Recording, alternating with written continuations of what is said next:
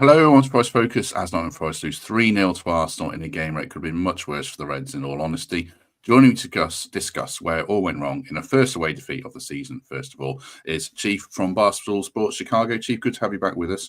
How are you doing today? I'm doing terrible. Thanks for asking. So I had to watch it boxed in between an Arsenal fan on my left and my right here at the office. So it was a miserable day. But I'm happy to be with you guys. Some familiar faces. So it's nice to meet you, Emily. And then I saw. Did you guys win an award? Because you should have. I would have voted for you. No, we lost both. Okay, I mean, that was a mistake. People get it wrong sometimes. That was a mistake. We'll have more of a debrief on Monday, but the beer was free for quite a large part, so we recouped a good chunk of our money and a decent hangover. Anyway, yesterday, Emily Anderson, how are you this evening? Not great, but feeling like I'm already over it. It was expected. Wow. Yeah, no, it's in. Yeah, we were outclassed in every department. We'll get into it, but you can have a complete meltdown over today, but let's get everything into perspective. So I'm okay. A little bit annoyed, but I'm not. It's not the end of the world stuff.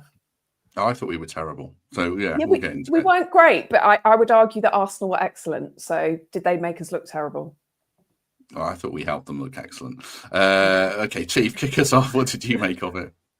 Yeah, I thought we helped them as well. I think missing Morgan was a big problem. Nobody carried the ball through the middle. That athleticism through the midfield just seemed like it wasn't there today. And I don't know. I don't know what the plan was. I thought maybe I watched your preview show. I liked the idea of a back five for this week. It seems like now in hindsight, maybe that would have been a little bit better if you're just trying to hit them on the counter. Just have the three up front, play five at the back, but it just didn't work. Nothing worked right, and they just gave Saka and Odegaard all the time and all the space they could ever dream of. Yeah, that was the problem for me, Emily. We gave, Saka and Odegaard are very good players. And, obviously we're missing Morgan, who's our creative force, a la Odegaard, but you can't give them that much time. I think that's what really annoyed me. It's like, that's where we made it easy for Arsenal. Yeah, from the off today, I don't know how anyone else felt, but it felt like that first season back in the Premier League where we were super passive. We didn't want to press. We didn't want to get the ball. We allowed them to do whatever they wanted with the ball. So for me, it was inevitable from the off. And I'd suggest as well that possibly Morgan Gibbs-White was meant to play today, and something's happened quite late on because he was in the videos that Forest put out before the game. He obviously travelled with the squad. So the game plan maybe had to be switched last minute. And for me, it was the total lack of creativity in midfield. We missed him. We missed an Anderson-type Morgan Gibbs-White character. And the big thing I took away from it was a really passive, stodgy, slow performance by Forest, which we haven't seen this season. And I stick to the fact that I think Arsenal had a really good game. They've come back from the international break, firing on all cylinders. And they beat us in every department today. In every department, they were superior. And we gave the likes of Saka and Odegaard space. Moreno could not deal with Saka at all, which is not like him because he's normally so sharp. And we just gave them the space to do what they want. And I have to say that when did they score after the 14th minute? In that first half, they could have scored 4 or 5. We were lucky to go into the break at just 1-0 down.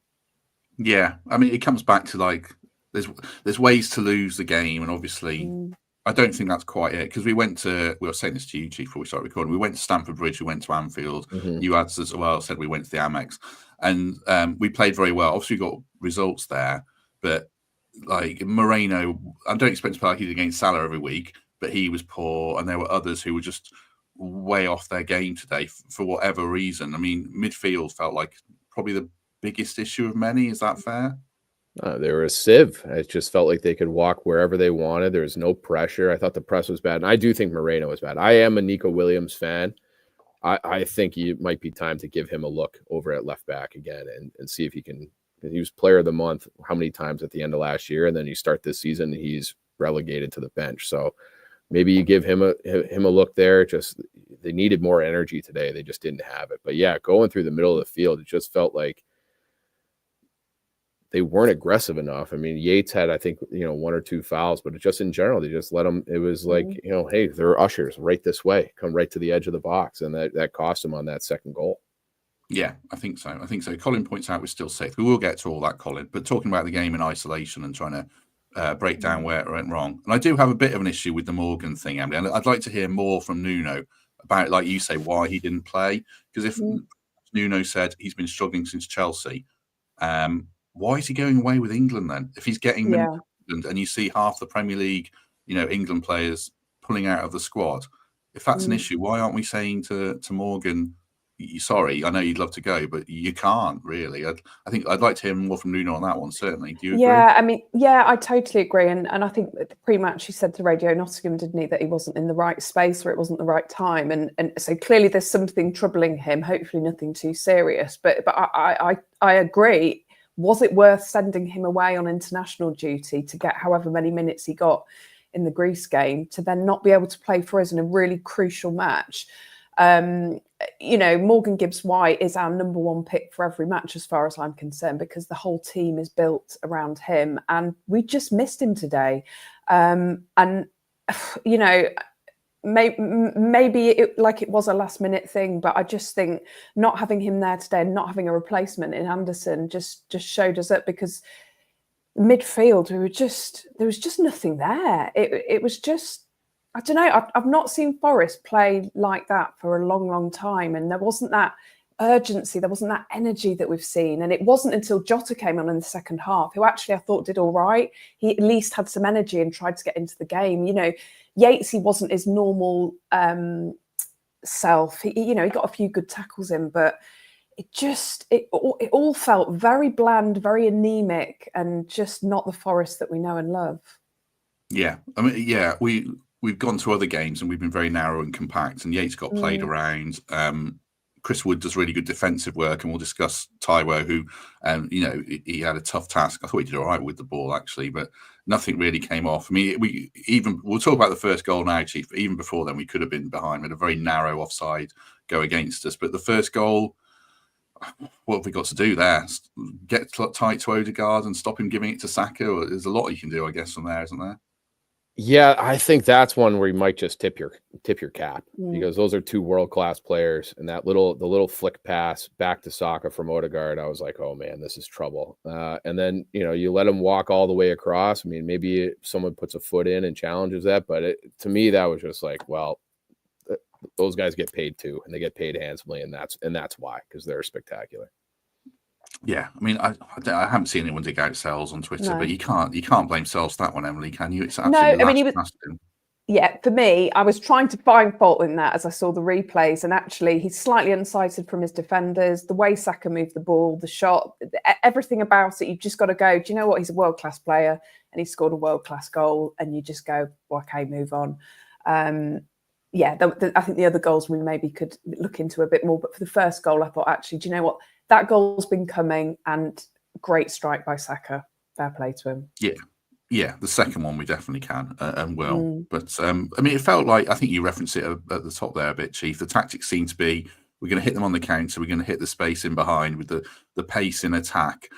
We just didn't get the ball to them enough, did we? What did you make of that front three in general today? I actually thought the front three was okay, given limited opportunities. I liked what I saw from Taiwo in that hour. I thought he looked lively. I thought he won the ball back a couple of times. So it was probably the most spry we've seen Taiwo maybe all year. So I thought that I actually was kind of encouraged by him. Sometimes I think Elanga, I don't know, it's like he forgets how fast he is. I just want to see him get to the race to the byline, beat guys wide, and make the defenders uncomfortable. Like, just make him have to turn and go. And he seems like he was checking up a couple of times. I'd like to see him use his pace more, because that's why he's in that starting 11, is to use that.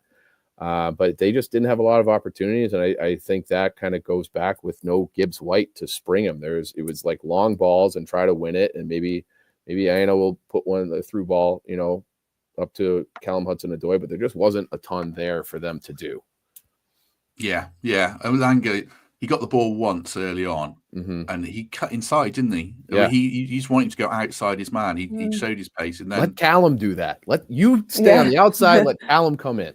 Yeah, and then Jota comes on and does provide the energy. There's a lot of people on Twitter who are really going off on Elanga, and I don't think he was necessarily the problem today. But But then Jota, he does provide that energy. He does make a case for a start next game, doesn't he? I think, Emily, against Ipswich. I really think he does. We've talked about this for a while, haven't we? And we've said we don't know if Jota's quite a starter yet, but I think you could see from the energy he brought to his second half performance, you could argue that maybe it's time.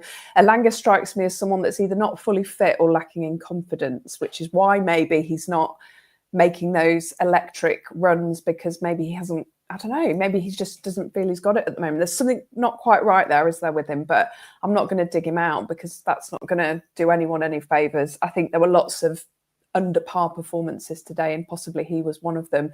But like we've said, our wingers just couldn't get the service today. We just couldn't get to them, and it's because we didn't have the Gibbs-White character. I thought Taiwo did all right, actually. He was muscling in on the ball and did slightly different things to what Wood can do, but it just didn't quite work for him. There was midway through the first half, he looked like he'd lost the ball, and I was really proud of Taiwo for sort of getting stuck in and winning the ball back. It didn't come to anything, but yeah, there just weren't those opportunities for our wingers today. And I think particularly in the first half, they were completely out of the game. They weren't really part of it. Yeah, I mean, Elanga did get hurt in like the 24th minute, I think, and maybe should have come off sooner from that challenge by that Jorginho got booked. I agree about Taiwo. Like, his hold-up play was quite good, actually, and he brought players into the game. Wood and in those away games, they form that very narrow midfield and stop the ball going into players. And I don't know if it's Taiwo's fault that we couldn't.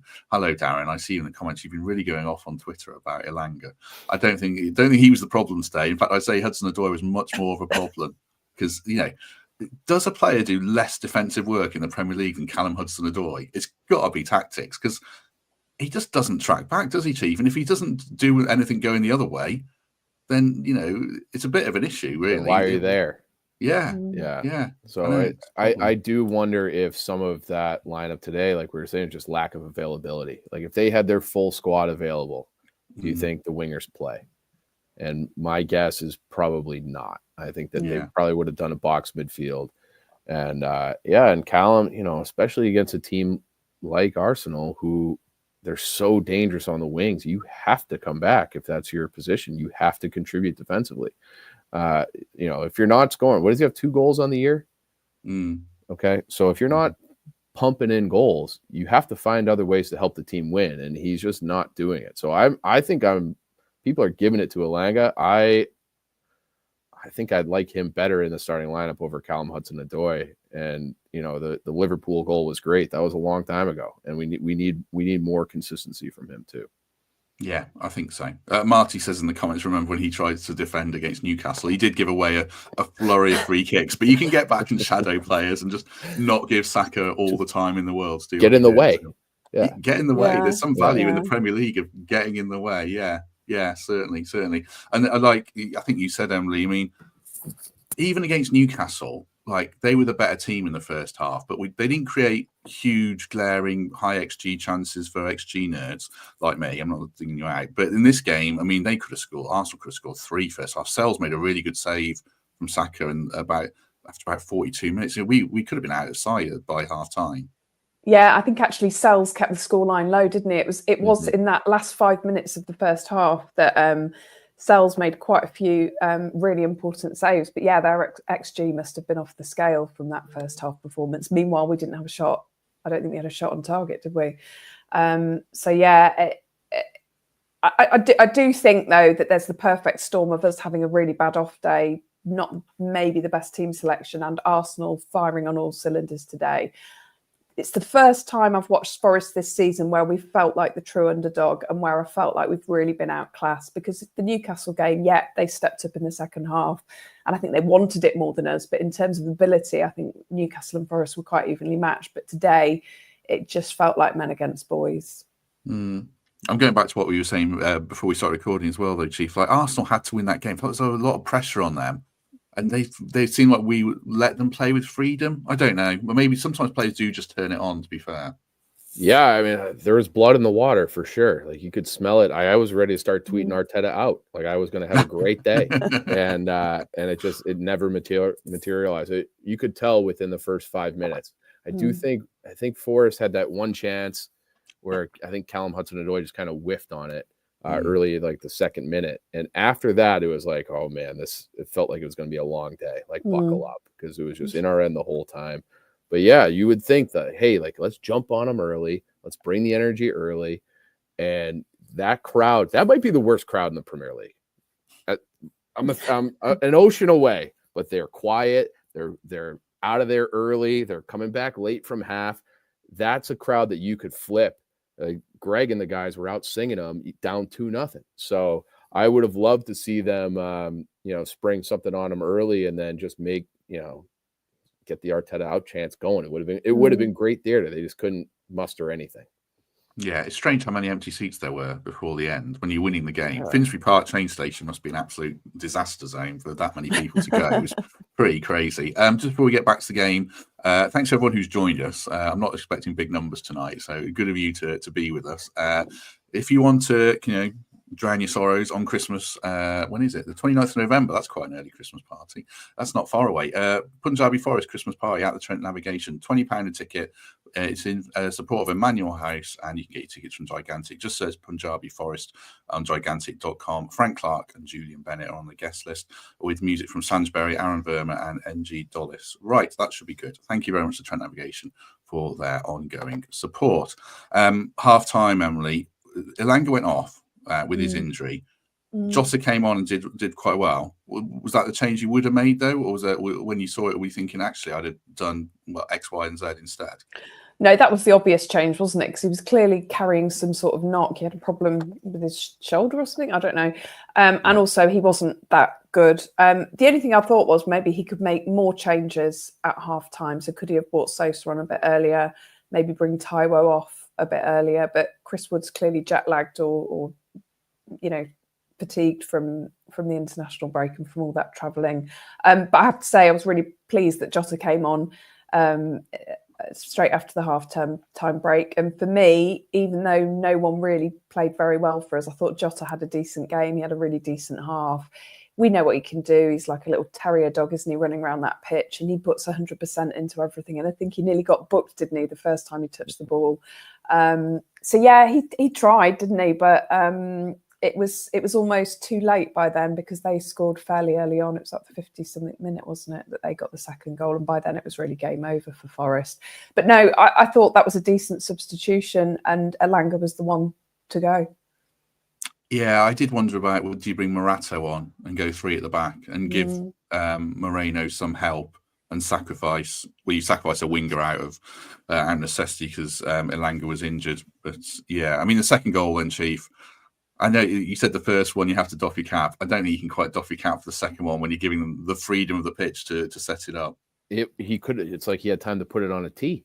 He had all day to hit that. But it was a great strike. But I feel like basically anybody in the Premier League with that much time is going to be able to put a good attempt on target. So I don't know. The brains switched off. They went to sleep. But that to me is inexcusable. Like if you have film tomorrow with the team, you rewind that one over and over all the ways that's unacceptable, because it is. And when you get the results against the better teams that Forest have done this year, they weren't giving away chances in time and space like that. So that one was that was the knockout blow. That was good night. And it was tough it was like, this is not the Forest team from a month ago.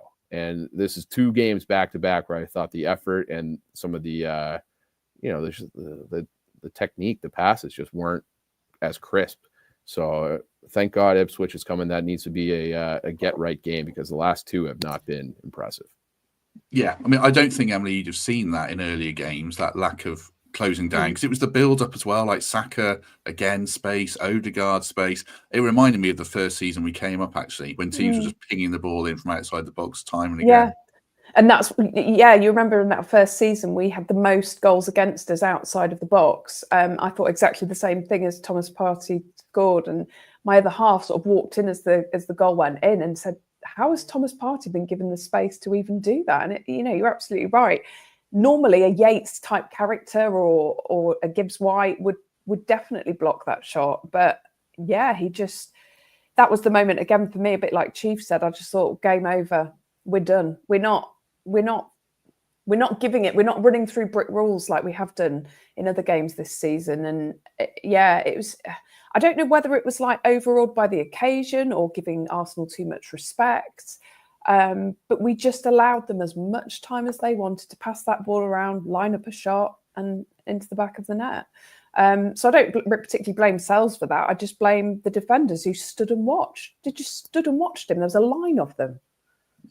Yeah, I mean, we did see an example later in the game. I remember the same three combined, and Jota got in on Partey, and he blazed it over the bar, which is what should have happened there, certainly. But people in the comments too for commenting on Ward-Prowse and putting him at fault for a lot of today. What have you made of? What did you make of him today, and what have you made of him in general?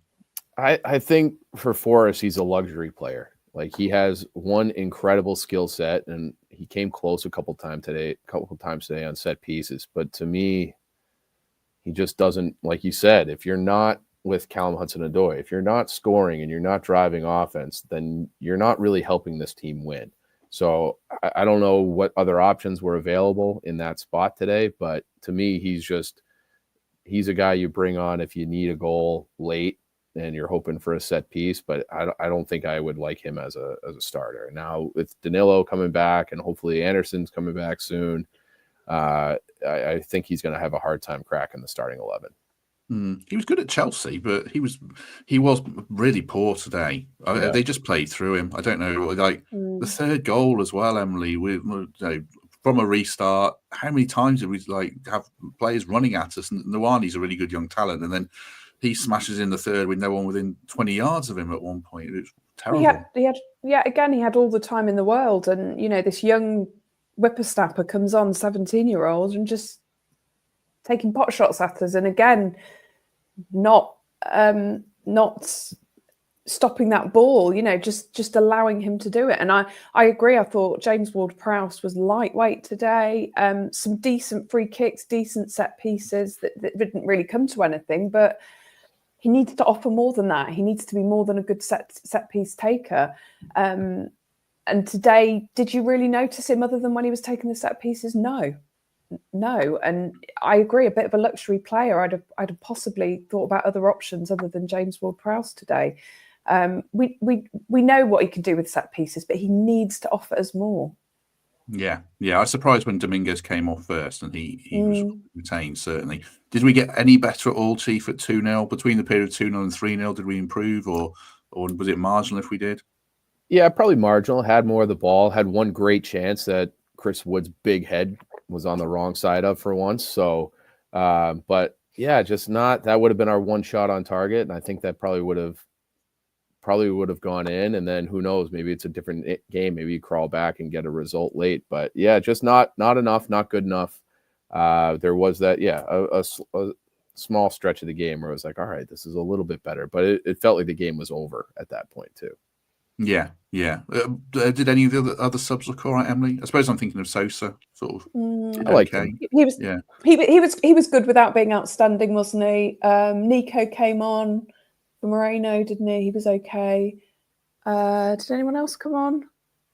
Obviously, Chris Wood for Taiwo. Yeah, I'd have possibly brought Chris Wood on a bit earlier. Sorry, I was a bit distracted then because Man City are already 2-0 down. I just saw the score flash up. Yeah. Wow. Yeah. 2-0 down at the Etihad. So, sorry, that... I can't hit a bet today. I just can't. I can't hit anything. But no, I thought the subs were fine, but actually... A friend of mine before the game said she was worried that the bench was a bit weaker than normal today, but I guess that's because of the injuries. So normally our bench can change games for the better, but today, no. To me, the only outstanding one was Jota. Otherwise, they were all fine, but no one outstanding. Do you think you could bring that energy for the full 90 if you start him? I'd hope so. You'd like to think you could, wouldn't you? Because that's all we've seen of him. He strikes me as someone that's an all or nothing kind of character. So maybe he'd run out of steam after 60 minutes, but I think he would literally give you everything. And I'd like to see it. I would like to see it maybe start against Ipswich. But yeah, it'd be really interesting to see how he is as a starter, whether he's got that tenacity and energy. But I'd suggest from the character, he probably would.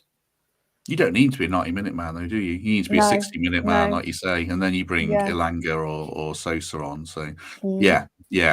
Right, last few questions on the game. I want to move away from the game, really, because there's not much we can say. I mean, did anyone emerge in credit today, Chief, or not? No, I don't think. I think Sells had a couple very nice stops. Like you said in the first half, it could have been 3-0 in the first half, if not for Matt Sells. So if you had to give it to somebody, probably him. Yeah. What about you, Emily? Jota, I would say, was probably the only one that I would say comes out with any credit. Probably, yeah, because the defence wasn't great, was it? I thought Aina had a decent first half. He had a few good runs. But apart from that, no. Yeah, I mean, I think Jota emerges with a measure of credit for being Jota. Like, he didn't really change the game massively, but he made life difficult. So, and yeah, I don't think anyone was particularly good. So what are we then, Chief? Let's move away from that. I mean, we've had 2 defeats now. We've got 19 points from 12 games, so we've done very well. What kind of how good a team are we really now, do you think?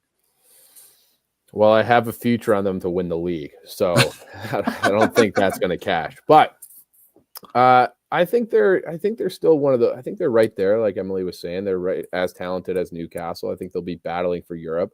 They need to be healthy. They need Gibbs White. They need Anderson. I think that was so clear today that how vital those guys are to this group. And even if it's Anderson off the bench, like he provides that kind of attacking spark. So being without both of them is a problem. I think they'll still be in that 8 to 10 range. I think Forest is good, but they can't have this type of an effort. That's the thing that disappoints me the most is that I thought the last game was sloppy at home heading into the international break. It's like, all right, circle the wagons, correct those mistakes, be ready to go away at Arsenal, and it was worse. So hopefully they give it to Ipswich and come away with 3 points, because it's a tough stretch here this next up until Christmas.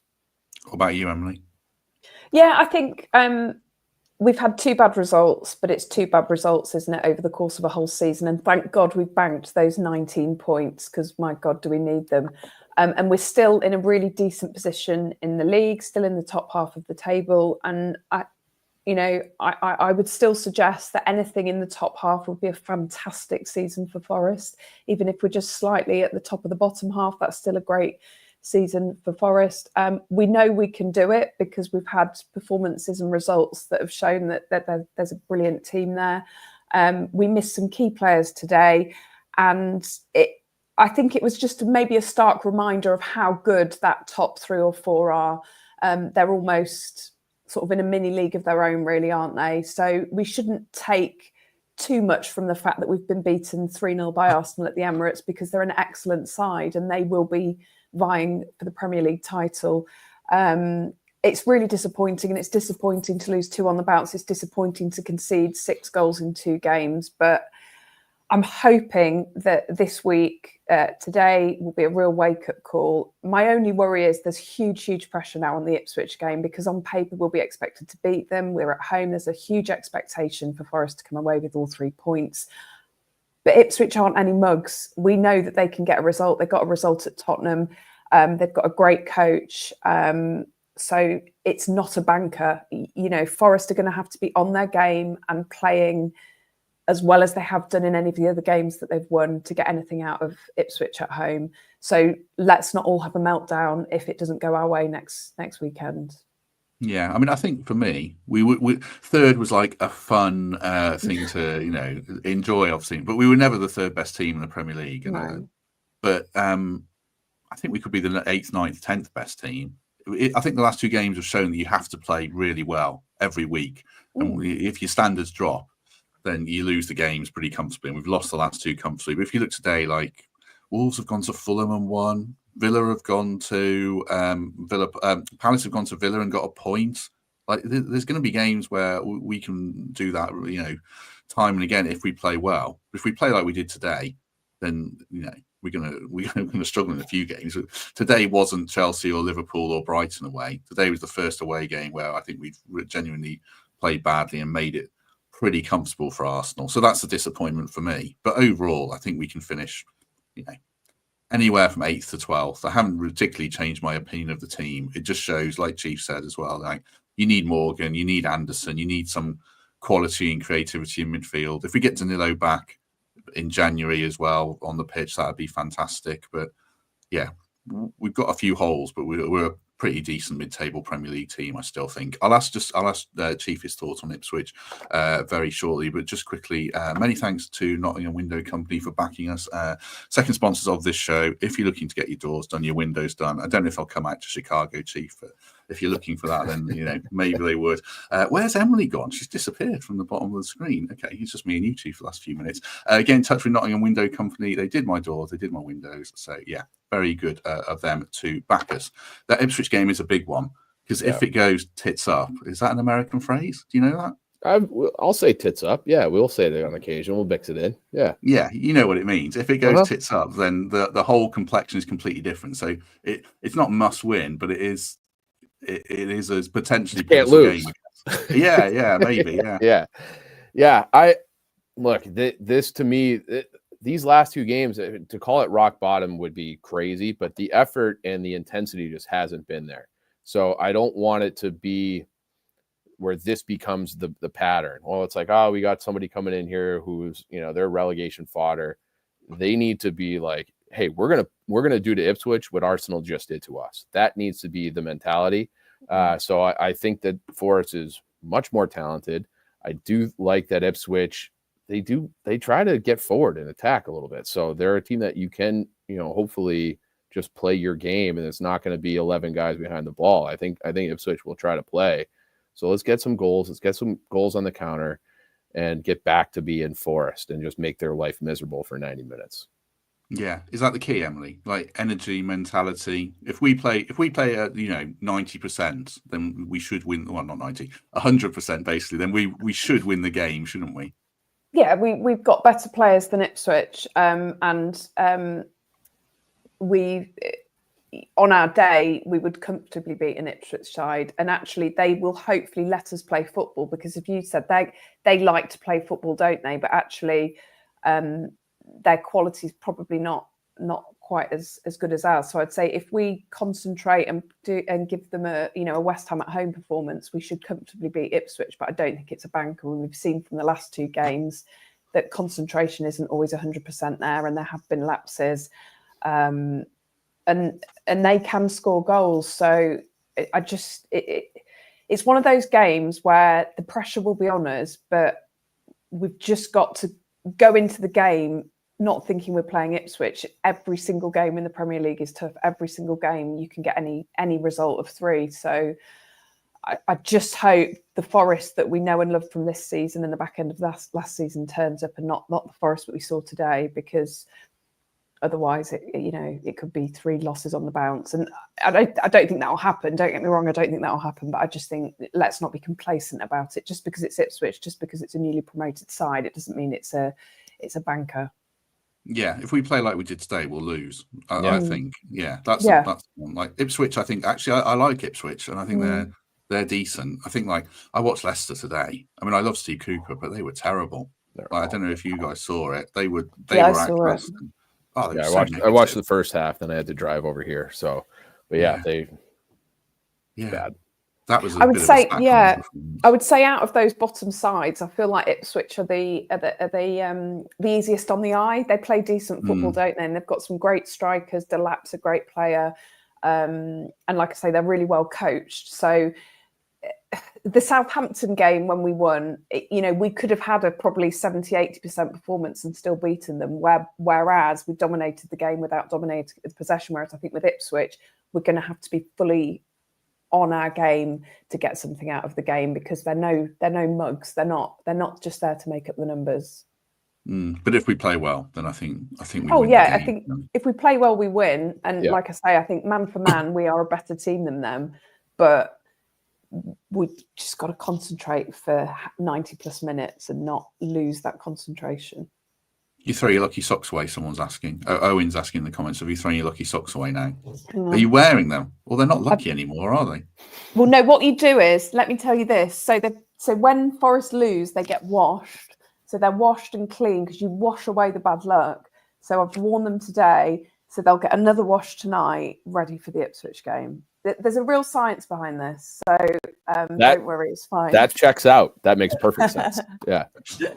Any superstitions, Steve? Oh, like too many to name. I did see a guy giving me a hard time about that I'm in the club shop today. So this is a Greg Mitchell donation. So thanks to Greg. And this one is from the club shop. But yeah, so no superstitions like washing socks. But I tried to wear camo. I'm like dressing like a tree today, or a hunter out looking for Arsenal. Just didn't work out. So I've got so many superstitions underneath from last year. Yeah. I mean, I'm so superstitious on a match day that any slight thing that happens, I go, well, that's why we lost. Yeah, it was my fault. Exactly. It's a strange thing, isn't it? But we all believe in them. Yeah. Any final thoughts? Any changes you'd make to Ipswich before we go, team-wise, Chief? I would get everybody healthy. That's what I would do. If I could be a healer, I'll just heal everybody. We'll be full strength. But you guys talked me into Silva. Like, put him out there on either wing, really. And then if you want to bring on one of those guys for a super sub for a little bit more offense late, then fine. But that would probably be my only. And I don't know how Ward-Prowse stays in if everybody's healthy. Yeah. If Anderson or Gibbs-White are fit. I also think we avoided Dominguez. He didn't get off clean today either. I didn't think that was his best game. No. I agree. Marty's asking what's up with Anderson. He's got a foot injury that he's been carrying for ages. He didn't go away with the under-21s, so yeah, he wouldn't come in. Yeah, I mean, what was happening with Dominguez today? I think that's where you do give a bit of praise to Arsenal as well, Emily. Like, him and Yates got passed around, and Ward-Prowse just couldn't get near anyone. I don't know. Dominguez was off it, but yeah, they were back him still. No. Yeah, because for me it would be Ward-Prowse and Nelanga that I'd drop for Jota and Gibbs-White, I would say. Hopefully, you'd hope, wouldn't you? Surely we'd know if there was something seriously wrong with Gibbs-White. You'd hope that Gibbs-White is fit so we can get back into his number 10 role. Stick with Dominguez and Yates because actually 9 times out of 10 they're a great partnership. And I would slot Jota onto the right and bench Elanga, bring him on after 60, 70 minutes once the Ipswich defenders are tired. And Elanga can be quite effective in those situations. And it'd be really interesting to see how Jota is as a starter. Yeah, although one more thing on Elanga. I know there's people in the comments will say I'm just defending him to the hilt, but Ipswich left back Leif Davies is insanely attacking. So if there is a game where Elanga's going to utilise his pace and get Akers to run in, then it might be this one. So I wouldn't be at all surprised if Elanga starts, but Jota is pushing, certainly. Right. Chief, do you want to plug your other football podcast if people are interested? Sure. I'm not sure about hearing more about this game, but any other stuff? No. Don't listen on Tuesday. Because that won't be fun. So we have a Manchester United guy. We have an Arsenal guy from Zimbabwe, another one from Miami. And look, if you've listened to this show, tactics, not our strength, but it's good banter and it's good fun. So we have a good time with it. So pitch picks on all the different platforms. But yeah, that's just a little bit of soccer talk on this side of things.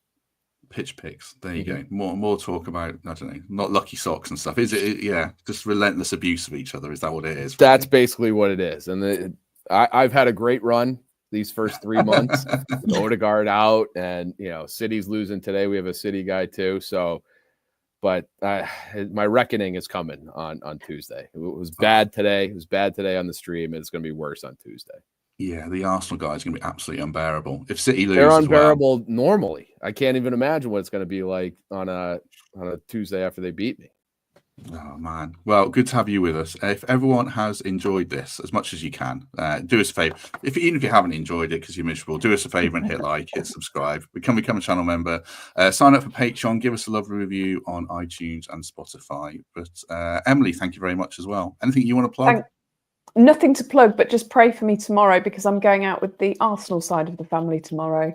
My brother-in-law's a massive Arsenal fan and my nephews, so it's not going to be great. But hey, I'll hold my head high. At least Leicester lost. Nick would have been absolutely unbearable if they got anything today. Yeah, exactly. Life is good. Yeah, it's still good. We're still flying pretty high in the table. And we shall discuss it more. We are. I was discussing more on Monday with Temps, Greg, And Gary, poor Greg, he couldn't go to the awards, but we'll talk about that a bit with Thames. And then Gary will give us his thoughts on the match in general. But yeah, have a good weekend. If we don't see you then, we shall see you soon.